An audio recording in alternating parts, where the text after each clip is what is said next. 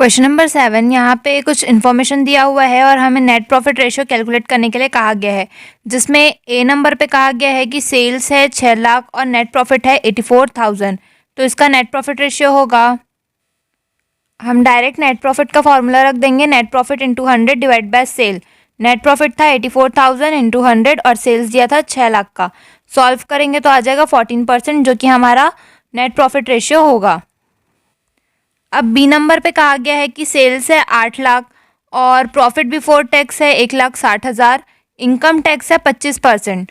तो इसके लिए नेट प्रॉफिट रेशियो होगा, तो यहाँ पे हमको सबसे पहले नेट प्रॉफिट कैलकुलेट करना होगा, जिसका फॉर्मूला होगा profit before tax minus income tax. तो प्रॉफिट बिफोर टैक्स था 1,60,000, इसका हम 25% निकालेंगे और उसको माइनस करेंगे। या फिर हम डायरेक्ट कैलकुलेटर में ये भी कर सकते हैं कि 1,60,000 लिख के माइनस का साइन लगाकर डायरेक्ट 25% कर देंगे तो भी 1,20,000 आ जाएगा। इसके बाद नेट प्रॉफिट रेशियो होता है net profit into 100 divided by sale. तो नेट प्रॉफिट हमारा आया 1,20,000 इंटू करेंगे 100 से, और सेल्स हमारा दिया हुआ था 8 लाख। सॉल्व करने पे आ जाएगा 15%, जो कि हमारा नेट प्रॉफिट रेशियो होगा। इसके बाद सी नंबर पे दिया हुआ है कैश सेल, जो कि 2,50,000 है, और क्रेडिट सेल है 75% ऑफ टोटल सेल, यानी कि कुल बिक्री का 75% जो है वो उधार बिक्री है।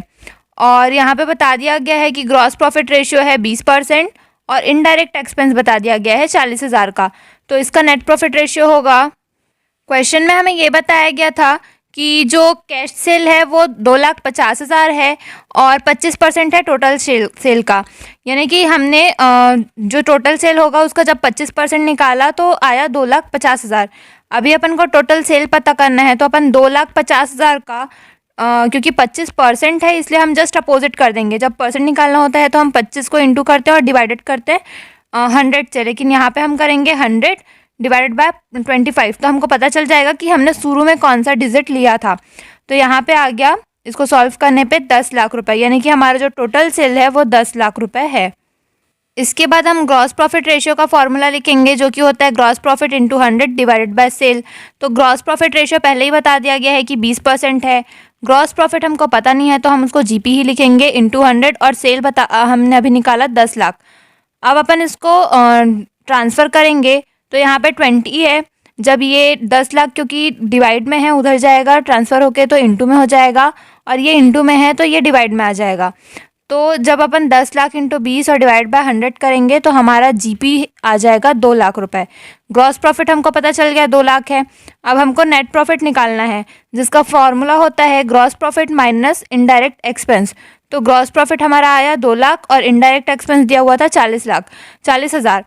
तो जब अपन 2 लाख में से 40,000 माइनस करेंगे तो हमारा नेट प्रॉफिट आ जाएगा 1,60,000। अब हम नेट प्रॉफिट रेशियो निकालेंगे, जिसका फॉर्मूला होता है net profit into 100 divided by sale. तो नेट प्रॉफिट हमारा आया 1,60,000 इंटू 100 और सेल्स था 10 लाख का। सॉल्व करेंगे तो आ जाएगा 16%, जो कि हमारा नेट प्रॉफिट रेशियो होगा। क्वेश्चन नंबर 8, यहाँ पे हमें मिसिंग वैल्यू कैलकुलेट करना है। पहला यहाँ पे दिया हुआ है gross profit to cost of good sold, जो कि 30% है, यानी कि ग्रॉस प्रॉफिट जो है वो कॉस्ट ऑफ गुड सोल्ड का 30% है।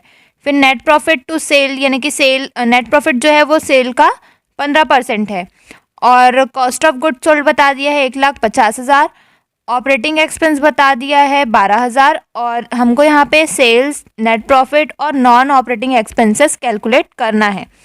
तो इसका कैलकुलेशन होगा, हमको क्वेश्चन में ये कहा गया था कि ग्रॉस प्रॉफिट जो है वो COGS यानी कि कॉस्ट ऑफ गुड सोल्ड का 30% है। तो यहाँ पे हम जैसा कि क्वेश्चन में कहा है सेम वही करेंगे, gross profit divided by cost of good sold, और वो इक्वल्स टू में लेंगे 30%, क्योंकि ये क्वेश्चन में बताया है। अब ग्रॉस प्रॉफिट तो अपन को पता नहीं, और जो COGS है यानी कॉस्ट ऑफ गुड सोल्ड वो 1,50,000 दिया हुआ है। तो हमेशा हमको ये पता है कि परसेंट का मतलब होता है 100। तो अपन जब इसको ट्रांसफ़र करेंगे तो ये यहाँ पे डिवाइड में था, इधर आके वो इंटू में हो जाएगा 30 के साथ, और ये परसेंट का जो 100 रहता है वो नीचे आता है, तो ये नीचे आ गया। अब इसको अपन सॉल्व करेंगे तो हमारा ग्रॉस प्रॉफिट आएगा 45,000। इसके बाद हम सेल्स कैलकुलेट करेंगे, जो कि होता है gross profit plus cost of good sold. तो ग्रॉस प्रॉफिट हमारा आया 45,000 और कॉस्ट ऑफ गुड सोल्ड है 1,50,000। दोनों को प्लस करेंगे तो हमारा सेल्स आ जाएगा 1,95,000। तो हमने सेल्स कैलकुलेट कर लिया। अब आगे हमको ये कहा गया था कि जो नेट प्रॉफिट है वो हमारा सेल्स का 15% है। तो हम यहाँ पे जैसे कि क्वेश्चन में कहा है सेम वैसे ही लिखेंगे, net profit into 100 divided by sale. अब नेट प्रॉफिट का बता दिया था कि वो 15% है, और यहाँ पे हम नेट प्रॉफिट हमको निकालना है तो हमको वो पता नहीं है, तो हम एनपी लिखेंगे और इंटू 100 डिवाइड बाय सेल में यहाँ पे हमारा आ जाएगा 1,95,000। अब अपन इसको ट्रांसफ़र करेंगे तो ये यहाँ पे डिवाइड में था तो आने पे इधर आने पे वो इंटू में हो जाएगा, और ये इंटू में था तो वो डिवाइड में आ जाएगा। जब अपन इसको सॉल्व करेंगे तो हमारा नेट प्रॉफिट आ जाएगा 29,250।